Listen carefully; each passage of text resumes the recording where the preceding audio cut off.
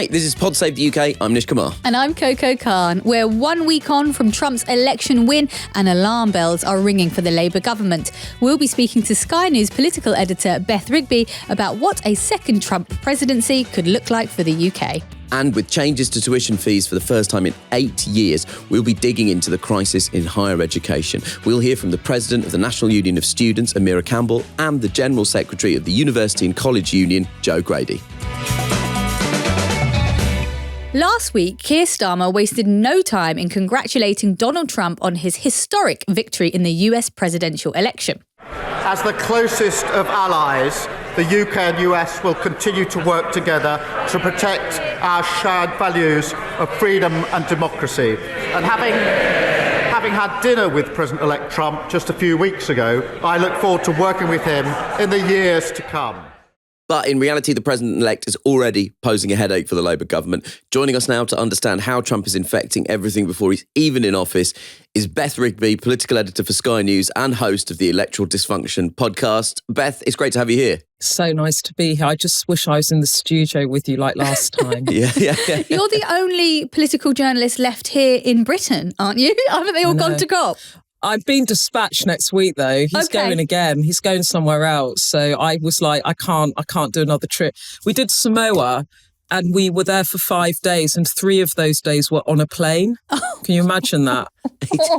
I was very, very, very tired when I got back. Yeah. Wow. So I haven't gone to Baku. Well, all good for us though, isn't it? Yeah. Sky News has lost is our game. Yeah, exactly. So how are we feeling, Beth, sort of a week into Trump's electoral victory and the sort of implications of what it means for... I mean, I think the Labour government is doing a pretty good job of looking like they're pleased with the result. Yeah. Honestly, I mean, it is fascinating. I think even when you were phoning them to talk on background last week about what they thought about it, everyone was with the programme. So even behind closed doors, they will not allow themselves to express misgivings or concerns about a Trump administration. It's like pragmatism all the way. Although I did speak to one figure who is an advisor who sort of said to me, well, we hoped at the last minute it wouldn't be so, and now it is so, we've got to make the best of it. But, you know, whatever they say or however Starmer presents, of course it's painful for them. The Democrats are their sister party, but now they are in government. He's got to try and find a way to make it work with Trump. So any idea that the UK government are going to criticise him, forget it. If you want that, go and have a look at Ed Davey from the Liberal Democrats, because you ain't going to get it from Keir Starmer. But the problem isn't just a matter of values and name calling. I mean, there are other significant problems for Labour. So, for example, their recent budget, their number one plan was growth. But under a Trump presidency, how are those plans going to be fulfilled? I understand that Goldman Sachs have now downgraded their UK economic growth forecast for 2025. It's all because of Trump's tariffs. And then there's the nomination of arch protectionist Robert Lighthizer as the US trade representative. So look, Rachel Reeves has been clear that she'll fight for free and open trade between the nations, but it does put her on a collision course with Trump. But ultimately, is Labour just in for a very, very tough ride? Honestly, Coco, it's really interesting because, like, when it happened last week, everyone was, how is Starmer going to handle this? And he's out of the traps and he's congratulating Trump before it's even declared. And he's trying to get on the front foot diplomatically. You know, he's bragging about his dinner with Trump in September at Trump Tower when he went over to the US for the United Nations General Assembly meeting, you know, which would have been a bit painful to lots of Labour MPs, but this is now the badge of honour. So that's all the language and the diplomacy. But you are spot on policy-wise. They are sitting in Whitehall thinking, what the hell is the guy going to do? And the thing about tariffs is, you're absolutely right that it is potentially going to make a real material effect on the economy. And Trump is the self-described tariff man. I think when I spoke to people in government a week ago, there was a sort of hope about, well, maybe he said this stuff about tariffs in the campaign, but he's not going to do it. I think that the scales are coming off the eyes now and people are like, no, he is going to do it. If you look at what he said, go back to what he was saying on the Joe Rogan podcast and all of his rallies, he's talked consistently about tariffs, about a more isolationist approach, about protecting the domestic economy in the US. That is what he basically won the election on. So he's talked about flat tariffs of up to 20% and up to 60% on China. The hit for the UK economy could be really hard. I think there was some hopes, one, that he might just be mildly protectionist. I think that's fading. Then there was some hopes that would they carve out a special UK deal because we had Brexit and he was into Brexit. I think that is now fading. And the latest talk within Whitehall, at least, is that there will be a sector focus rather than flat tariffs. And what that will be is, will he be really focused on tariffs on automobiles, which won't be as bad for the UK if we can focus on services, not manufacturing. But anyway, so it is squeaky bum time and people don't know what he's going to do. Do you think it's reasonable that, there was one of two parties that was going to win the presidential race? Should Labour not have been a bit more prepared? I think, to be fair to them, they're as prepared as they can be. And I think they are more prepared than the government then was in 2016. There is a danger for the US as well, that at a time when Keir Starmer is trying to get closer relations with Europe, if there is a trade war between Europe and the US, what does the UK do? And do we get squeezed? And do we look to the US or do we look to Europe? So I think that, look, the problem is for a UK government, for the administration, is the unpredictability of Trump. That there's a sort of an adage within Downing Street now where it will be, and this comes from Starmer, which is don't look at what he says, look at what he does. Just in terms of the impact on UK politics, Beth, do you think that the Republican Party and Trump has provided a sort of political roadmap for how Kemi Badenoch, as leader of the Conservative Party, will be looking to attack the Labour Party? I think for me, the actual more interesting aspect of it is reform, actually. Yeah. And Kemi Badenoch has a challenge there, doesn't she? Because does she try and mimic reform, or does she try a different model in which she has to try and kind of tack to the middle ground to pull in the kind of coalition of voters to win general elections in a first-past-the-post system? But when you look at all these seats, Reform came second in over 80 seats that Labour won. They came second in over 100 seats. Think about Trump. And what does he represent? He represents the resurgence of nationalist protectionists to the right populist politics and talking about borders and living standards and working people. And that has become a potent force where he built this coalition of voters in the US. And then look to Europe. You've got Macron could lose in 27 to the far right. The German coalition is collapsing and the AfD, the right party in Germany, is in ascendancy. And Starmer could become the last, sorry, this is a bit deep, but Starmer could be the last centre-left leader standing, right? Yeah. And so then in the UK, look at that. Look at the opportunity for reform. Look at how Badenoch tries to respond to that. You know, lots of people are talking about the Welsh elections next year in the Senate and the way in which Reform are going to absolutely storm it and take dozens of seats there. That is actually, that populist threat from Farage is sort of the thing I would say for the moment that the government are extremely alive to.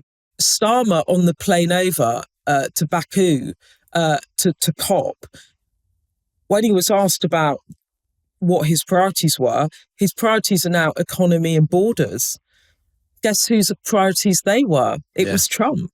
So, you know, the Labour government are very alive to it. Whether they can actually provide the solutions to hold that coalition of voters together in the next 5 years is a totally different question. Okay, well, if we consider that the Conservatives are a damaged brand, at least in the short term, looking to 2026, there are elections for the Welsh Parliament and the Senate, and last Friday Reform held their first Welsh conference in Newport. At the general election in July, the party performed best in parts of northern England and in southern Wales. Of the 98 seats where Farage's party came second, 60 were in the north of England, 13 in Wales. If we just take the Conservatives out of the equation for a moment. They've historically never done well in Wales. I think at the last Parliament they had one Welsh MP who was forced to resign in disgrace.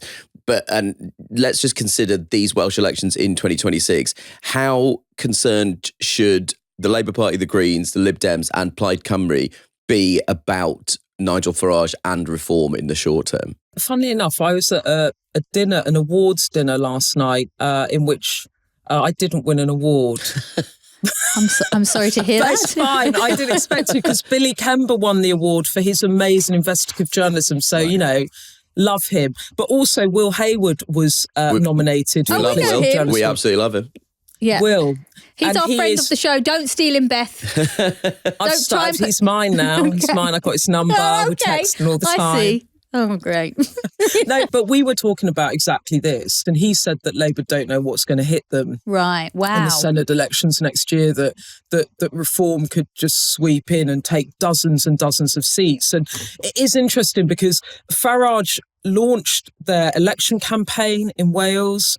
As you said, they held their conference in Wales and they are really gunning for it. And, you know, elections also are about momentum for parties. So if you think about it, you go into next year and they take loads of seats in Wales and that gives them momentum and that makes them a real presence there. And it is a headache for Labour, and it's a headache for the Conservatives if reform become the official opposition, if you like, in Welsh politics. And it will also come at a time when, you know, there will be local elections as well. And I think that's going to be a big national story of next year, the rise of reform. And as I said, you know, voters, they were not happy with some of the decisions the government has made, that they have done the winter fuel allowance. People weren't expecting that. Or my bill will go up in the supermarket. If your food bills are going up by 20%, if the macroeconomics are good, but your life is shitter than it was, you're not going to be sold on that. And at least now we have a very clear, you can see what the Labour government clearly are trying to do. Waiting lists, borders, cost of living. And I guess the calculation is if they can deliver some of that, people will have a reason to vote for them, not turn into the arms of reform. I mean, if I was looking for any small silver lining, and we've spent time on this podcast talking about, you know, when Labour released its manifesto saying, oh, it's really great and really promising, but people's lives are desperate. Is it enough? Does it go far enough? Will it actually change people's material lives? Perhaps if I was being positive, I might say, well, now they know they absolutely have to do it because there are these terrifying populist threats. Yeah. Maybe that could be one silver lining. But Beth Rigby, thank you so much for joining us. I had a lovely time. That's good. We aim to please. I'll come back next week with Will. Oh, I see what's happening here.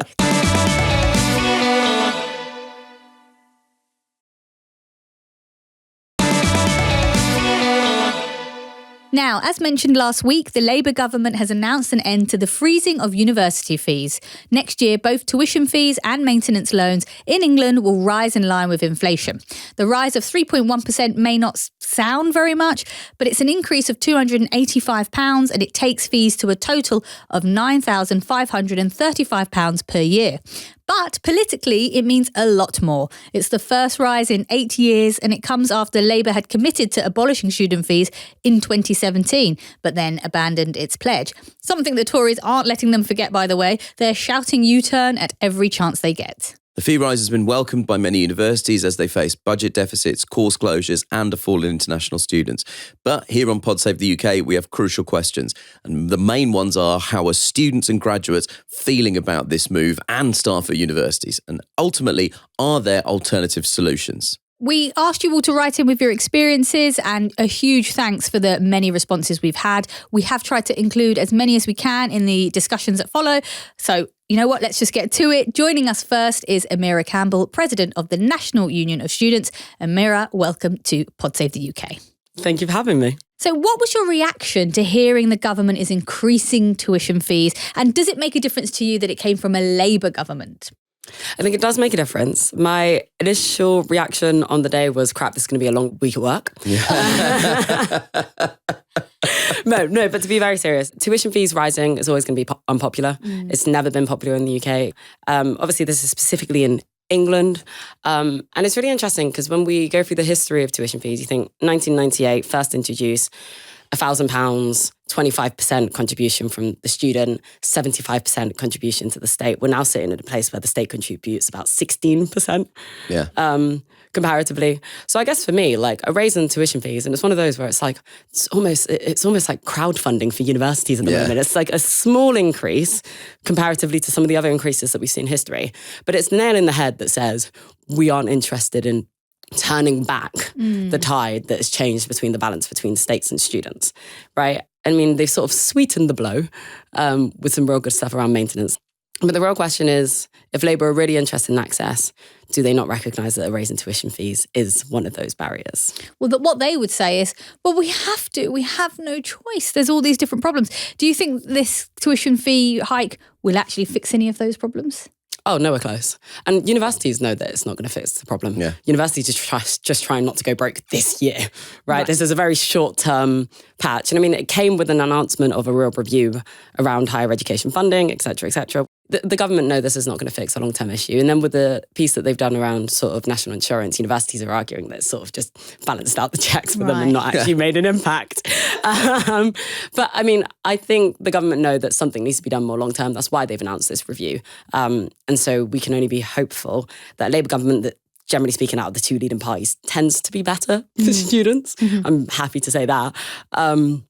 That we do see it be better for students and universities. One 17-year-old listener who will be affected by the rise has actually written in to say that they think it's a good thing as it gives universities a much-needed cash injection. They also pointed out that the real villain was the last Tory government and the changes they made in 2022, lowering the repayment threshold to £25,000 when previously students only started to pay back their loans when they earned just over £27,000. That extended loans from 30 to 40 years, meaning many graduates will continue paying well into their 60s.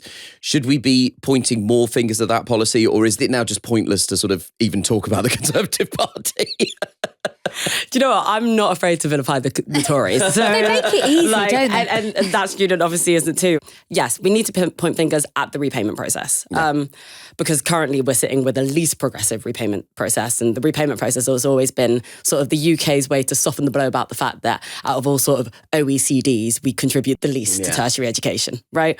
Our repayment process is our way of saying it's not so bad. And the fact that it's got worse under the Tory administration means that we'd expect Labour to turn that around. And I'm hoping that will be in that review. I mean, one, we're talking about, that threshold for repayment. So you come out of your studies, you earn 25k approximately, and you're already paying it back. That's been fixed since 2007. So in 2007, what would now be equivalent to paying back once you earn about 41 grand. You know? So you've already got broke graduates that can't buy houses or can barely rent if they're living in London. Living anywhere at the moment, actually. And then they're expected to be paying this on top of tax when they're only earning 25k. I mean, it's absolutely ridiculous. Then you've got the interest rates. I mean, London Economics did a report that showed that sort of women students end up paying over more eventually because of the way that the gender wage gap, et cetera, things around the interest piece changes that repayment process. So there's inequalities, opportunities for Labour to turn around these things to make sure that our poorest students and our most vulnerable students who then graduate aren't left with the greatest burden of turning that debt around. And there's also this ever-present problem of added interest. One of our listeners has written in to say they ended up with £100,000 of debt from a 6-year veterinary degree. Once in work, they paid between £50 to £80 in student loans every month. But the interest on the loan has always been a lot higher. So 6 years after leaving university, the loan is nearing £115,000. They've written to us to say they absolutely feel paying back the loan is fair, but there's no point in increasing their repayments beyond what they pay now, as it's always swallowed up by interest. So is this change going to further put off students or even stop them from doing certain degrees that are much needed in society? You know, we need doctors, and we're constantly told that we can't have immigrant doctors come over, but we should be doing more to train our own good British, solid, salt of the earth pork sausage doctors.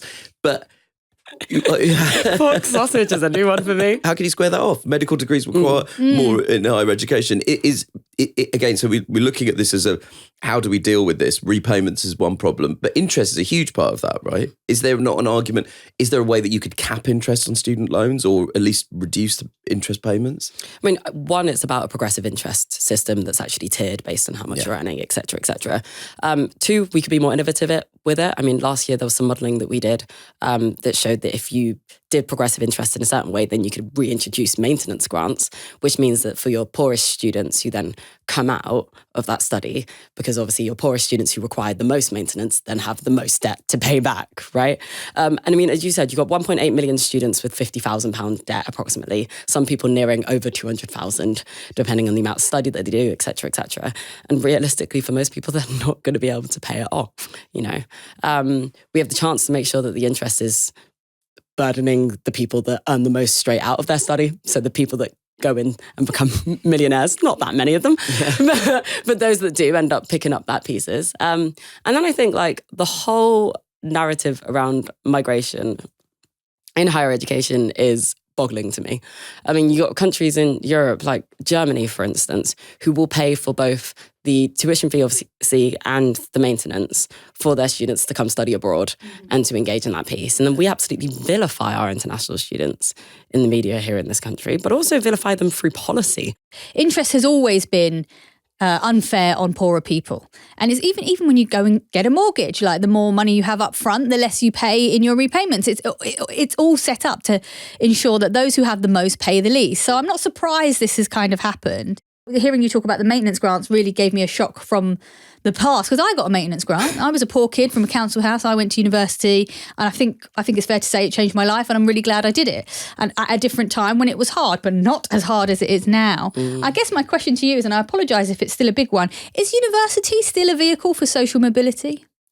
And this is really interesting because I do still believe it is. I mean, likewise, raised in a council estate, single mother, etc., etc. Went to university, go us. Like we get to be mums. Give your mum a hug from me. Do you know what I mean? Yeah. But no, I do still believe that they are vehicles of social mobility. I just think that when we're talking about access, money is probably one of the biggest indicators of that piece.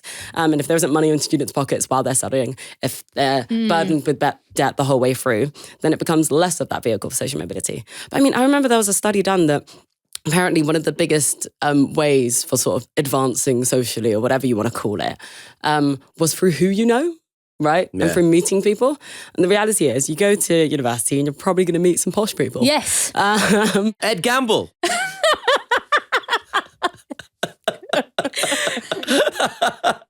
Don't give Ed Gamble credit for your career. This is real. Wait, which university did you go to? Durham, of course. Of course.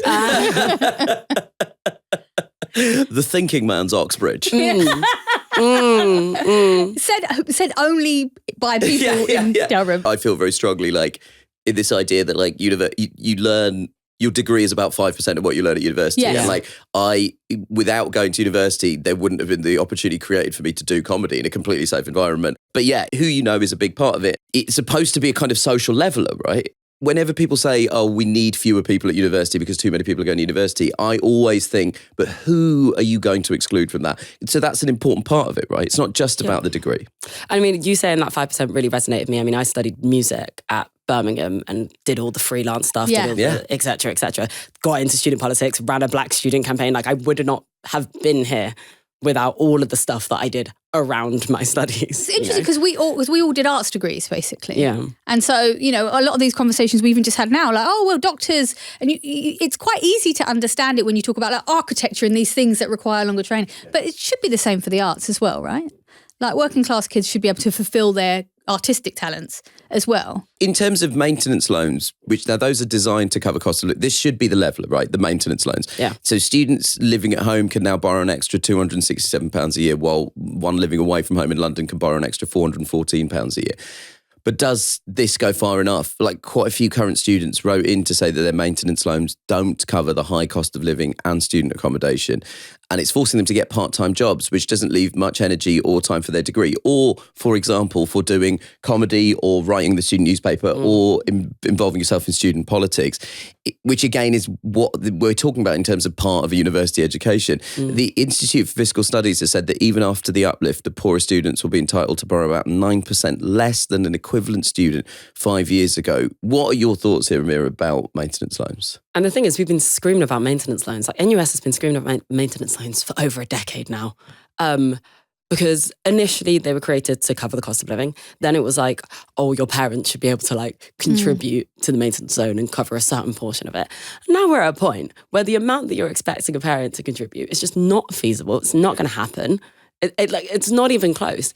The reality is I still worked 3 or 4 part-time jobs simultaneously in my second and third year of study. That is how it is. We've normalised working alongside studies. It's become culturally sort of standard as a student. I mean, I was talking to someone who was like, yeah, I used to party so much as a student. I was like, probably went out once a week max, realistically speaking. Like it's not what it is. And in a lot of senses, like there's lots of positives to the experiences. Like there is a joy to experiencing the working world. But I think there's a difference between when you're forced into it because you financially cannot have another viable option, as opposed to when you choose to explore and engage in that. And that is the real attrition. I mean, student poverty is at an all-time high. We're talking, I mean, we saw from 2022 to now, food bank usage double amongst students. We saw 35% of students go without heating during the winter months period. And universities have thrown out as many sort of student support funds and bits here, hardship funds popping up at every university campus, and student unions having their community pantries and stuff where they're literally feeding people breakfast in the morning. And this is like standard now. Why do they want to make young people suffer so much? Yeah. Like, why? Like, you shouldn't have to suffer for your passions. Just in terms of the political consequences of this, do you think the current Labour government is at risk of alienating younger voters? I mean, saying at risk as if it's not already a present concept is something to me. Further at risk? Further at risk, absolutely. And, you know, I've been having calls, messages, texts. It's time to mobilise, bring everyone together, hit the streets. But I think we need to be really, really tactical about how we push Labour into supporting students that they want to support, you know? They traditionally have. Labour do want to support students. They've just not worked out or cracked out how to do it, clearly. And so, yeah, they're at risk. I mean, we're seeing students vote Green. We're seeing students vote for Reform, you know. We're seeing young people particularly really struggle to see themselves trusted, respected and represented in the parliament that seems to be making all the decisions for them. And we have an opportunity, particularly around cost of living, to do something that would bring so many communities, not just students, back into the room with Labour. Amira Campbell, thank you so much for joining us on Pod Save the UK. Thank you for having me. After the break, we'll be speaking to Joe Grady, General Secretary of the University and College Union, about how universities got into this mess in the first place and what else can be done. First, though, I'm doing a Christmas comedy show in aid of the charity Women and Children First at the Leicester Square Theatre on Monday, the 2nd of December. I'll be joined by a whole host of other brilliant comics. It's going to be a great evening and there are still tickets left. We'll add details of where to get tickets into our show notes. And over on Crooked's legal podcast, Strict Scrutiny, hosts and constitutional law professors Leah, Kate and Melissa are unpacking what last week's US election means for the future of the Supreme Court and state courts in America. Yeah, they are experts in the field, but also we love this show because it makes the US legal system easy to understand, even if you don't have a law degree. It's sharp, witty, and focuses on how the issues that matter most to us all could be shaped by the courts in 2025. Subscribe to Strict Scrutiny wherever you get your podcasts, and you can find it on YouTube.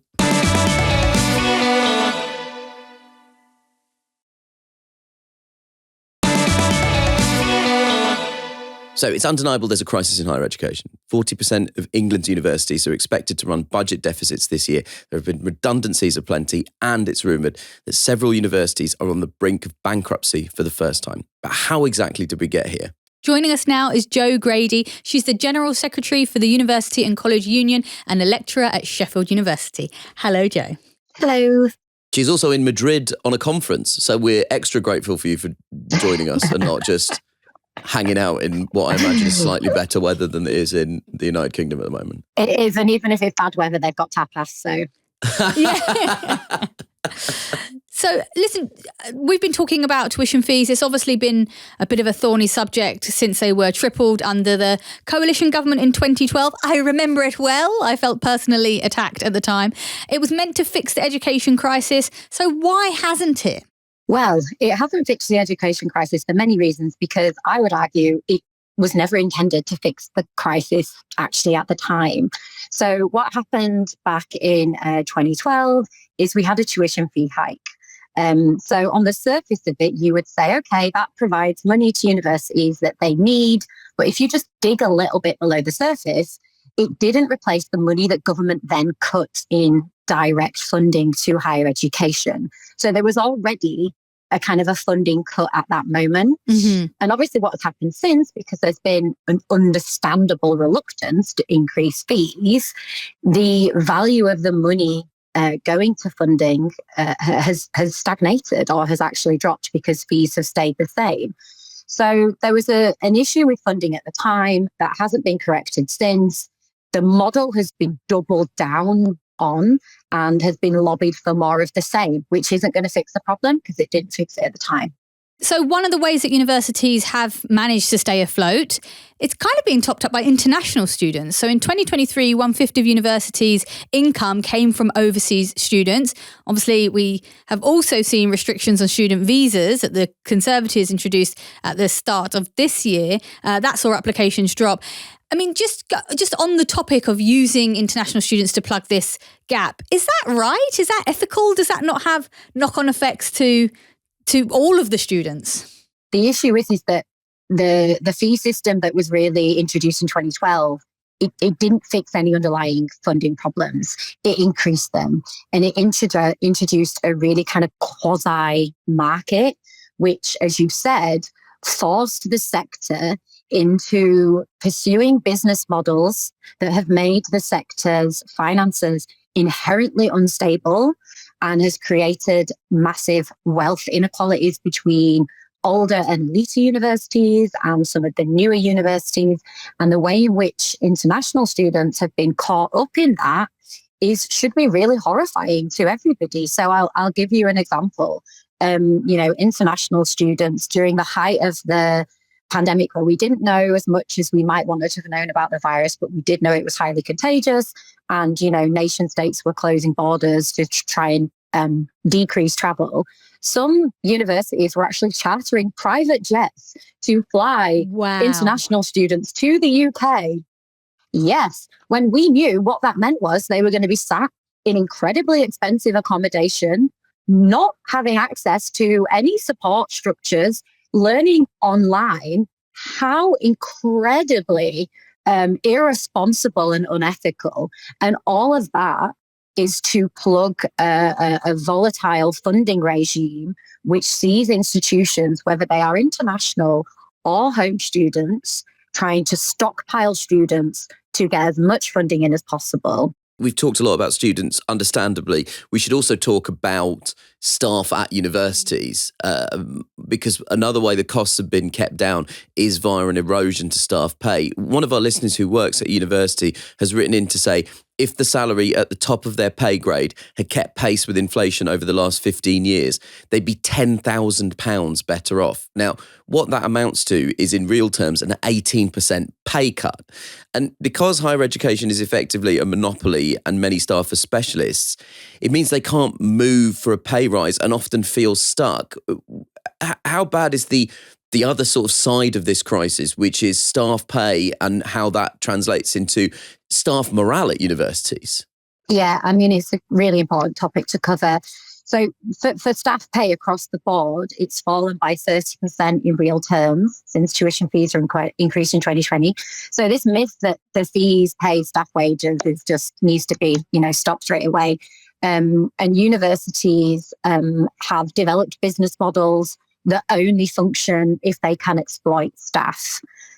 So 1 in 5 academics, according to our surveys, work 2 extra days per week on top of their contracted hours. That's academics regularly working every day, every week.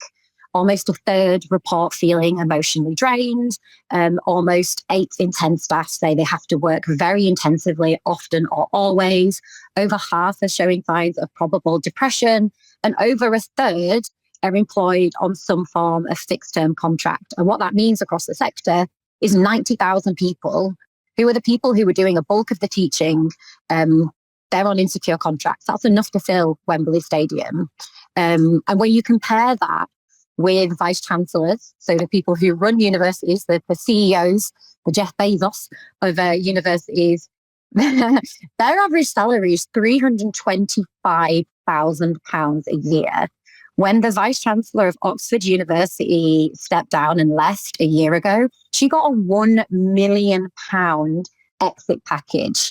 And that university had fought in court to try and maintain that some academics that they'd employed for over 15 years weren't technically employees of the university, so it was okay for them to just kind of cut their contracts. It's an insane sector to work in that people assume enjoys secure conditions and decent pay, but it doesn't at all, and it's the dirty secret of higher education. And the current government really need to get a handle on it, because the current funding model has been lobbied for by the people who are running it. They should not be being handed more money without some serious preconditions about what they're going to do to improve the lot for students, improve conditions for staff, and ensure that we have really high quality teaching and research going forward. So there's a crisis of morale and real terms sort of pay cuts for staff.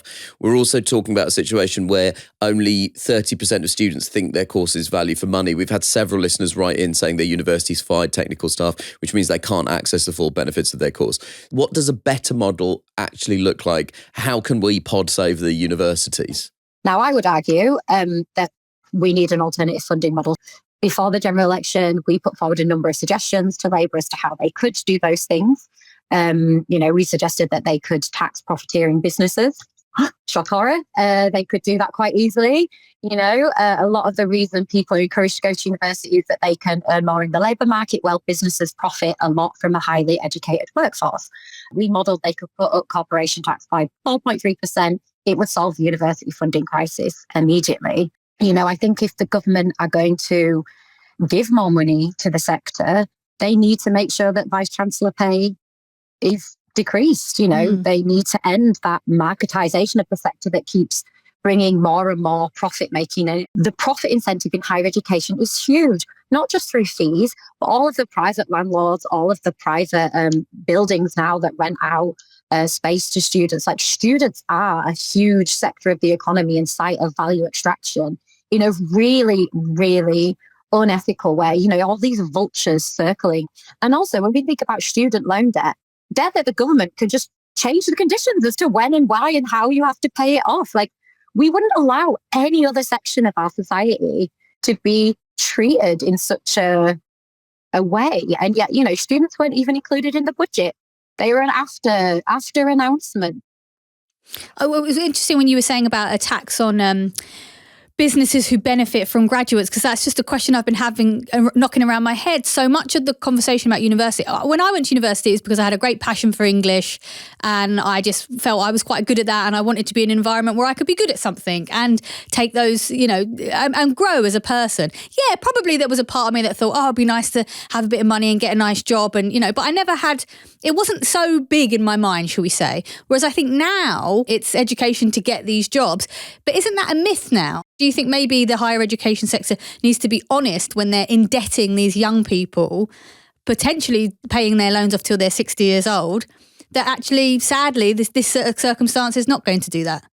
I think there needs to be a huge dose of honesty around all of this. I'll use myself as an example. Working class girl at the time from Wakefield, West Yorkshire, born in 1984. My dad was a miner. There's definitely no way Thatcher ever intended on me going to university, let alone working in one.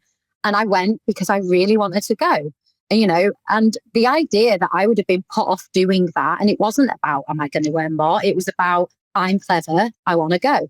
Marketisation has turned people's relationship expectations of university into something that wasn't necessarily what university was supposed to be.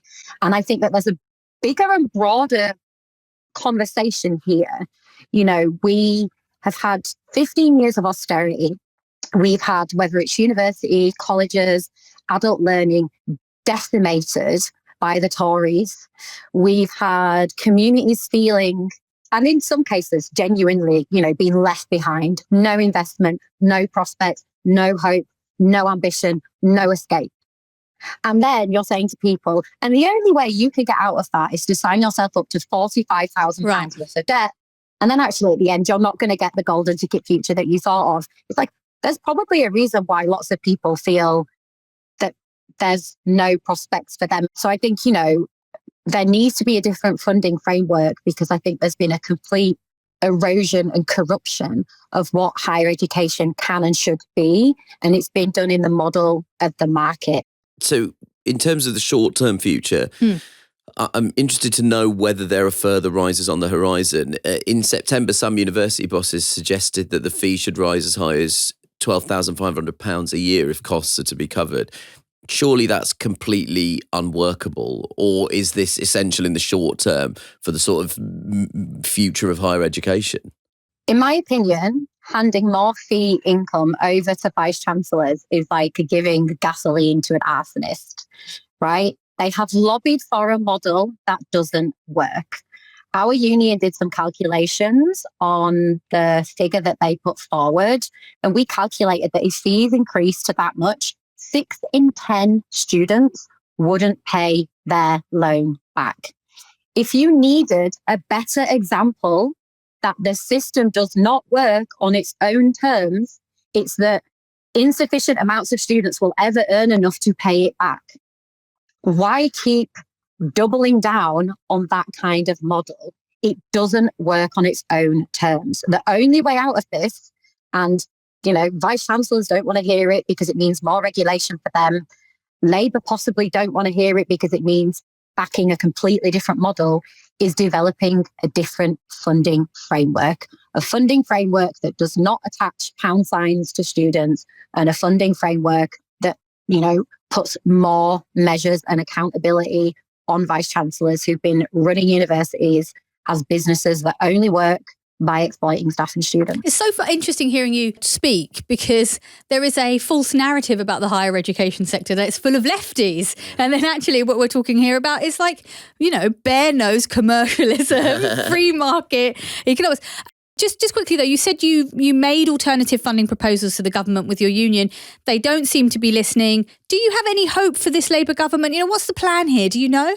I do have hope. I wouldn't be in this gig, if I didn't have a positive disposition. I think the issue is how willing are the Treasury and the leadership of Labour to do something radical.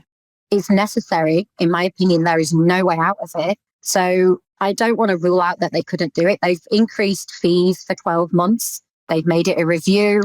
As I'm really glad that you're covering this on your podcast, because more people need to really understand how easily fixable the crisis in higher education is and how currently exploited it is.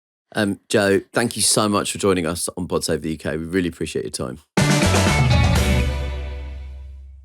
Now, dear listeners, we're all desperately in need of some TLC, so we're going to share some advice that's been pouring in since last week on how to deal with, and I believe this is the official term, the clusterfuck that is descending upon us. We've had plenty of suggestions. First up, Amy says, hope you've had a few coup martinis and cojitos to get us through these times. She's made up some cocktails for us. Surely it's cocojitos. She has spelled cojitos C-O-J-I-T-O-S, but Yeah. cocojitos, surely.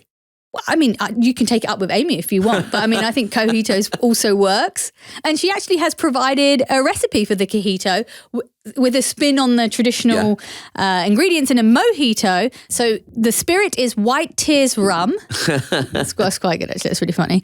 The sugar addition, sugar are good why. No, what's that? Sugar God, why? Sugar God why? Yeah. I think it's like good, like. Oh God, why? Fucking hell, this is really hard. Sugar God why? What do I sound? Why are you doing a pirate voice in the middle of this? But Where's the pirate voice come from? we're talking about rum and it lends itself to I think it's supposed to be sugar our God, why? Oh yeah, you think you're saying it clearer? Yeah, I'm not putting an arg spin on it. Okay. And then the next one is the lime edition, but instead of adding lime juice, she says lime no juice these. like no justice, lime no justice. So it's got me thinking, what would we all put in our post-Trump cocktail recipes? Arsenic. Is that it? Is that even a cocktail if it's just one thing? Arsenic and tonic. Arsenic and tonic is like our stage name, isn't it? You're arsenic and I'm tonic. And together we'll get you through. I was thinking more like, a bit of sour because it's sour time. Yeah, bitters. Shaken and stirred. We're definitely, I would say at the moment, we've got to get everybody to stirred. Because stirred is like, it's stirring. You're stirring a kind of resistance, or you're stirring a kind of oppositional movement. But at the moment, everyone, I think, is just in shaken. I think everybody is in shaken. Yeah. I keep looking at Labour MPs, and I don't care what anyone's saying. You look in their eyes, there's fear in those eyes. Like there's a huge disconnect between what the mouth is saying and what the eyes are saying. We should get like a nice sort of cocktail for our doomy times. Yeah. And we can offer them up to our politicians that come on this show. Actually, if any of our listeners have any ideas for a cocktail for our terrible times, open to it. Yeah, doom-based cocktails. They have to be strong. Yeah, they have to be very strong. I don't know what a cocktail for our doom-based time would be. Yeah. But I have been thinking, I know what the haircut is. What? The mullet. The mullet? Yeah. So, babe, have you not seen the mullets are back? Everyone's wearing mullets. I will say, it does seem like every man under 30 has got a mullet. Right. They all sort of look like Paul Mescal. Oh, don't say that. That's what they want to hear. As in, like, from the mullet perspective, the face and the body is a write-off. Okay, I'm not going to get into that. Because I was thinking, I was honestly yesterday just staring out of my kitchen window thinking about the mullet. The mullet has been in every sort of decade in a kind of countercultural way since the 60s. The Beatles, it appeared in the 70s, it appeared in the 90s. I don't think you can call what the Beatles had mullets. That's what they're called. They are mullets. No, the Beatles, it was a specific Nish, sort of mop top haircut. They are mullets. I think you just mean long hair. Anyway, look. You know, when we were growing up, Britpop, there was a lot of mullets then, and now the mullets are back. Were there mullets in Britpop? Yes, of course there were mullets in Britpop. Who had a mullet in Britpop? The guy from the Charlatans. Anyway, look. I don't think you know what a mullet is. I think you think a mullet is long hair. It's business at the front, party at the back. I know what a mullet is. Anyway, I'm pretty sure all the Britpop haircuts were party all over. Like, I don't think there was any business. My point is, Nish, is that I think it's fine that things come back. We should always have a dialogue with the past. But in general, what you want to do is take the good things from the past forward and leave behind the bad. Yeah. The fact that the mullet persists tells you we don't learn. And that is why we're all fucking doomed. Anyway, the haircut of our time, the mullet. I'm putting it out there. I don't think you know what a mullet is. I think you think any long hair is a mullet. I think you have a mullet. I don't have a mullet. How dare you? How dare you? Anyway. We've also had some advice from Generation Alpha, which is the generation below Gen Z, on how to deal with Kemi Badenoch via someone whose username is Amy Jess W. She says, my 10-year-old twin daughters just watched your latest episode. By the way, I'm a huge advocate of letting 10-year-olds watch this podcast. They need to learn about the world, and they need to learn what a mullet is. My 10-year-old daughters just watched your latest episode and said, Kemi is a mean girl, immediate swerve. See, I completely get what this lovely 10-year-old is saying. Yeah. Instincts are correct. My only small problem with it is that aren't all the mean girls at the end of Mean Girls quite nice? And I don't think Kemi is quite nice. No, I don't think this is Mean Girls, capital M, capital G. I think this is simply Mean Girls. Oh, right. I don't think this is Mean Girls like the Mean Girls in the film Mean Girls. What happens at the end of that film? I actually don't know. They all make up? Well, no, essentially they all realise that everybody is insecure and actually it's not fair to pick on anybody. And there's a kind of sort of trust fall exercise thing at the end where they all sort of talk about things that they're insecure about themselves about. Sweet. And actually it's a sort of, it's a nice moment of young people realising that whilst they're sort of divided, they all have more in common. I do know a lot lot about Mean Girls. You seemed quite moved when you were telling me this. I could see the emotion in your eyes. I do know a lot about Mean Girls. And that's it. Thank you very much for listening to Pod Save the UK. As always, we want to hear your thoughts. Email us any non-dating profiles at psuk@reducelistening.co.uk. Don't forget to follow us at PodSaveTheUK on Instagram, TikTok and Twitter. And if you want more of us, make sure you subscribe to our YouTube channel. Sometimes we put exclusive things on there, darling. Pod Save the UK is a reduced listening production for Crooked Media. I really hoped you would also join me on the little funny voice. I thought it was a nice way to end the show. I thought you were going to do the voice I back. thought you doing a sort of Joanna Lumley voice was a nice way to end the show. Okay, we'll end it. The producer was May Robson with additional production from our multi-track fellow, Derek Armour. Our theme music was by Vasilis Fotopoulos and our video editor was Nada Smiljanic. Oh, it's so nice, isn't it? It's so velvety. Thanks to our engineer, Ryan McBeath. The head of production is Dan Jackson. Executive producers are Anishka Sharma and Madeline Herringer, with additional support from Ari Schwartz. And remember to hit subscribe for new shows on Thursdays on Amazon, Spotify or Apple or wherever you get your podcasts, darling. That got alarmingly sexual at the end. I know, it felt it. It felt it for me as well.